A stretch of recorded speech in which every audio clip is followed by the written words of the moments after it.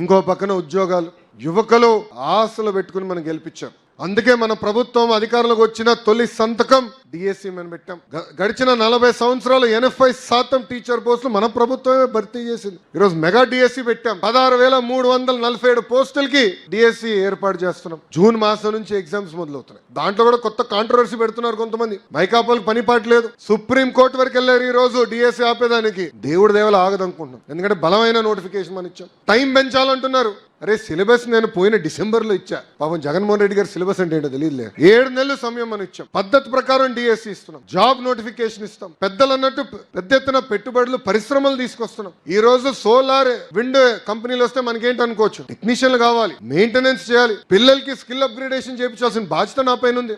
రేపు యజమానం కూడా చెప్తా, ఓనర్లకు చెప్తా, కంపల్సరీ లోకల్స్ కే మీరు ఉద్యోగం 100% ఇవ్వాలని. కంపెనీలు ఎందుకు తెస్తామండి? మన పిల్లలకు ఉద్యోగాలు కల్పించడానికి, పెట్టుబడులు తీసుకొచ్చాం ప్రయత్నిస్తాం. కారణం ఏంటంటే మన బిడ్డలకి ఉద్యోగాలు రావాలి, స్థానికులకి ఉద్యోగాలు రావాలనేది ఒక లక్ష్యంగా పెట్టుకుని పని చేస్తున్నాం.